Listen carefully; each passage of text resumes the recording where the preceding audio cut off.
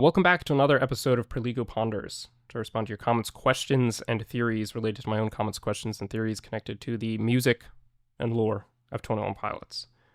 As always, if you'd like your comment to be featured in the next episode, just leave a comment on a video. Their first comment here comes from Benny Sood. For Perligo Ponders, what do you think of the fact that the music video for Migraine has a loosely similar structure to City Walls, with Josh running up a tower while Tyler does his thing?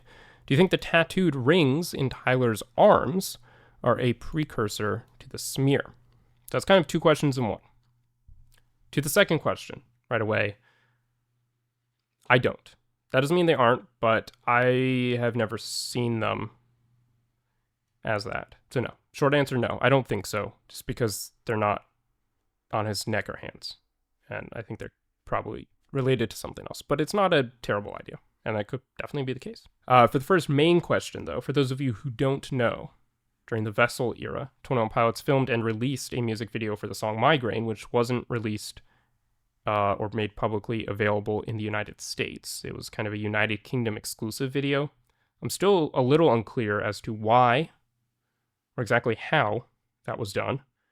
But certainly, as I'm sure some of you know, if you search for it in the US, you can only find re-uploads. And in fact, I don't even know if it's still something you can access like through a VPN or something on their channel. I don't know if it's still up or if they took it down. But there was a music video created for Migraine. And it seemed in many ways a much more DIY, low-budget video than, something like even Guns for Hands, Car Radio, House of Gold for sure. Maybe not Ode to Sleep, but, some of the other videos, holding on to you, obviously. Some of the other videos for the Vessel era just seemed like they had more production that went into them.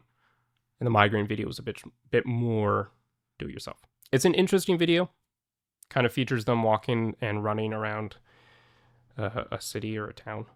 And then, at the end, Tyler's at the top of the tower, Josh runs up, they play drums and stuff in a very similar fashion to the end of At the Risk of Feeling Dumb. But in terms of how does that relate, or is there a parallel between that video and the music video for City Walls? I think in some ways you can certainly say there is. And it's interesting if we go back, and in fact, I was just listening to Time to Say Goodbye, a very early 21 Pilots cover interpolation. I don't know all the technical terms, but they sampled the song Time to Say Goodbye, and then Tyler wrote some other lyrics to accompany it. I was listening to that recently, and there's lyrics in there about a tower. And then we have, the imagery in Migraine about climbing to the top of a building or a tower. This imagery of climbing to great heights or reaching the top of a tower or a building or something like that is something that has, interestingly, been prominent in their music and their imagery and their themes since the beginning. So certainly, yes, of course, there are all these parallels to towers and so on. Again, whether or not that actually relates to a lore, a story, and things like that will probably be debated until the ends of time, but the point here being, not only does Migraine have a number of references, or not only does City Walls reference the lyrics of Migraine, right, the Island of Violence, the music videos are strikingly similar. So what do I think of the fact that they're similar? I don't know that you can necessarily say that Migraine was foreshadowing anything that happens in City Walls. Because again, I don't know that they necessarily had that idea in mind at that time, but maybe they did, right? We don't really know how fleshed out things were. But I do think it's interesting that there's yet another reference to the song Migraine in City Walls. Next comment here comes from Adam, and he asks, Perligo Ponders, what happened to the Clancy Ultimate Chapter? Was that just Breach? I think so. I think there are two ways you could look at this. In the interview just after the release of the contract with Apple Music and Zane Lowe, they mentioned in that they had originally always been intending for Clancy to have more songs released after it was released, right? More songs were going to go with that album. And I think there's a decent chance that that's what the Clancy Ultimate Chapter, Ultimus Capitilius, was. It was sort of their version of a deluxe album with more songs. Whatever that would have looked like. How many songs that would have been, we don't know. What songs, we don't know. And then they were like, okay, let's build this out fully into another album. And that was Breach.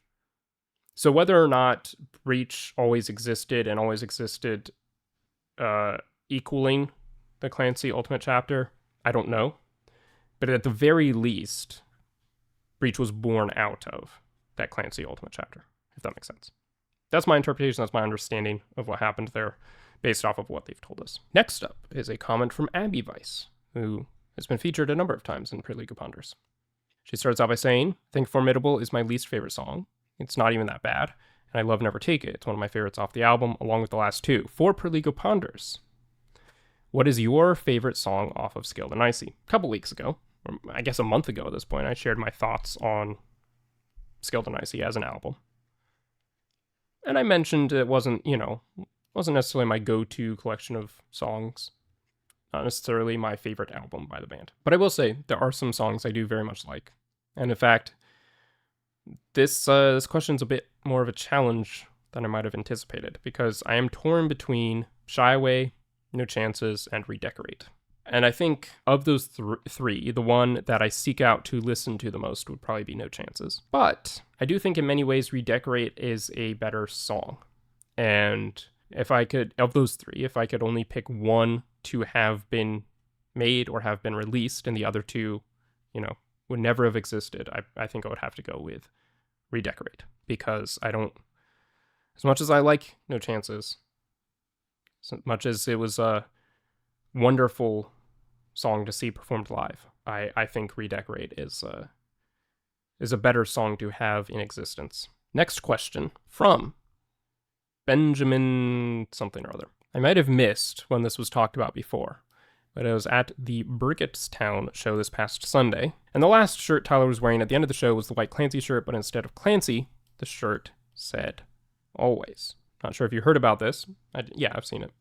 Or had any thoughts. Could mean that he will always be Clancy and will always fight against his mental struggles, but also that he will always fight and push on through.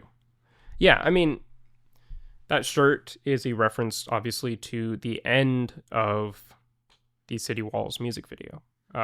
In that, I think the very final line of the video is the torchbearer saying "always." Right? We will always try again. We will always try to get Clancy out of the cycle, and Clancy will always keep trying. And I think that's really, really the point of the end of the lore and City Walls and all of that, is that, yes, it ends with him losing to Nico, losing to himself, and starting the cycle all over again. But the point is, he's grown stronger, and each attempt, he grows ever stronger, and he's always going to keep trying. And that kind of is important in a lot of ways, because it contradicts certain other things that we see, certain other sentiments, like, this is the last time that I try, it may be, I think this is the last time, but I'm not sure, stuff like that, right? There's a certain finality that we went into Breach with, and then we got the cycle starting over again. And as part of that, this idea that this isn't actually the last time that he's trying. It's the last time this version, this cycle, this iteration of Clancy is trying, but the next one will try again and again. And the torchbearer will always be there to guide him through. That's my interpretation of why that shirt has been the shirt that he's been wearing, and how that's kind of the important theme of Breach in a lot of ways. And question number 2, based on what Tyler said in the Zane Lone interview about originally considering a deluxe, we were just talking about this, album of Clancy. Have we thought at all about what songs would have been the added songs for the deluxe album? I was thinking maybe something like City Walls, Drum Show, The Contract, and Intentions. Wasn't sure how many songs it would be. I'd love to know your thoughts. I kind of always imagined it was something like 4 or 5 songs. And I think it probably would have been City Walls, definitely. Intentions, definitely. The Contract, maybe. But The Contract is a repurposed demo, which might have been a move that they made when they decided, okay, we want to expand this out to be a full album. Let's take some of these old demos and finish them out and turn them into new songs. So we have some like starting points to add to the track list to make this a rounded out album. So operating under that theory, The Contract and Downstairs probably weren't part of the original lineup, and neither was Robot Voices. But I could see, so City Walls, intentions, tally, and then maybe drag path. City walls, intentions, tally, drag path. And if there were going to be 5, maybe Raffia or Cottonwood. I think I would lean more heavily on it being Cottonwood. And so that's what I would say. City walls, intentions, tally, Cottonwood, and drag path would have been the songs that we got as part of the original EP or deluxe version of Clancy. Question number 3 from here. Finally, and again, this might have been something that I missed, but have we ever got an explanation about the silent section at the end of Paladin Strait? Wasn't sure if it's something that we learned during Breach. Wasn't sure if something we learned during Breach helped to explain that. Yeah, I don't think we ever got an explicit explanation of that. My theory is that we would see kind of what was happening during that moment of silence in the music video for City Walls, and we sort of did. In that the way that video starts, it kind of is what's going on, right? During that minute of silence, right before the minute of silence starts, the torchbearer looks up at Clancy, looks up to the tower. And then we get that same shot in City Walls. And so then it's kind of in that minute of silence that he's running into the city, bringing them in. So that's how we can kind of see the timelines converging between Paladin Strait and City Walls. That's my interpretation. Again, we didn't get an explicit explanation, but I think we sort of got a visual explanation of it. In terms of the purpose, many people have proposed the idea, and I think this is a good idea, a good way of looking at it, that the purpose of the minute of silence was really just to help hide that ending of Paladin Strait, kind of have it be the secret ending of the song. And it worked, right? When I was watching the live stream premiere of the videos, and obviously there wasn't a music video for Paladin Strait, there was just a placeholder visual at that time, at that night. But I remember listening to Paladin Strait, and it got to the end, and it went into the minute of silence, and I thought the album was over. I thought it was done. Now, luckily, I didn't just instantly turn the TV off and, run away. But, I was kind of sitting there trying to absorb what we just heard, especially with Paladin Strait being the ending of that album that it is. It's such a great final song. And then suddenly the song started playing again after a minute. So that was cool, And obviously the stream didn't end, right? So that was part of what kind of kept me there. But I know some people almost turned it off and things like that. So it worked, right? It worked to hide that ending. That wasn't part of the listening sessions and things like that, that cliffhanger ending. So I think really that was the main purpose behind it, was to provide kind of a gap to hide what was about to come. This is from Bandita Ragazza. What are your thoughts on the FPE, I assume, being at the last 2 shows of the Breach tour in California? Do you think we'll get a letter from Clancy or the Nova Bishop and Torchbearer? Do you think there are any lore implications for it? I think it's very interesting that they are bringing that back, and they're only doing it at the end. Obviously, at the end of the Clancy tour, we saw something that was very connected to the lore, the rejection of the jacket happening. It's not an impossibility that something's going to happen at the end of the Breach tour as well, related to the lore. Something sort of akin to that, where it doesn't drastically change anything about the story, but it might add a little element to it. So I don't know what they're going to do there. Maybe it'll just be some sort of glorified Bandito camp. Maybe I'll have some more memorabilia from the City Walls music video and things like that. It might have kind of the maps and diagrams that the Torchbearer was rolling up at the end of that music video. I'm very curious to see what people report of that exhibit. Next up is a question from Unofficial Dojo. I have a big question. We saw in Overcompensate that he taught the citizens of Dima the Banditos, or the Bishop's ways. I think he meant to say the Bandito's ways. Well, it could be either. Anyway, are we just never seen the repercussions of this? If not, I guess it could imply that Clancy knew he would turn and was setting up for a really good run next cycle, where that Clancy has the entire city of Dima informed. What do you think? I mean, I think that's a good way of looking at it. So I guess the question here is, is it the Bandito's ways or the Bishop's ways? I think in some ways he was showing them both, but I think what he actually wrote was correct. The Bishop's ways, showing him what he's doing, what they're doing through the project and rituals of vialism. And it's true. What were the implications of that? It seemed like he was drawing out a plan for the citizens of Dima to enact, and we never saw that. We never see them. and city walls. Right? We see the banditos, and we see the kind of the dead corpses of the glorious gone, but unless there was a mass extinction of all the remaining citizens from the city, which seems kind of impractical if you're trying to mount a defense, then, you know, I don't really know where they went other than inside and were hiding. But then what was the point of the plan?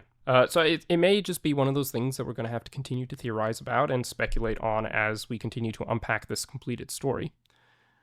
But I think kind of an initial idea that I would have is it was another indication that what we actually saw throughout the story was, generally speaking, following one Clancy, but in many ways was giving us hints of other Clancys that kind of slipped through. We saw almost visions of things that other Clancys and other past attempts had done. Or in another way of looking at it is all the attempts of Clancy leading up to this point merged together in this story. And that's why there's all these different discrepancies throughout. And all of this, the entirety, is the evidence that he's etching on the surface, right? The evidence that he's giving to his next attempt. So that would be, I think, my best attempt at answering this question. I think it's just probably, since we didn't see it play out, something that happened in another version. And maybe the plan was for the citizens to breach and attack the tower themselves, and it didn't work out. That's an idea I guess you could explore even further. Next question, a final question for tonight from Perligo Ponders, is from Flightless Vulture. Perligo Ponders question, do you think the reason why Nico seemed like a more experienced fighter in the City Walls music video?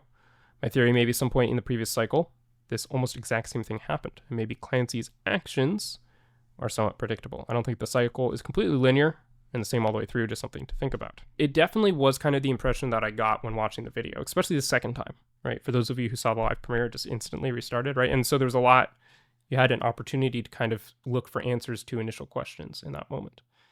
And this was one of them. Nico seems like an old, aged bishop, and he's very good at fighting.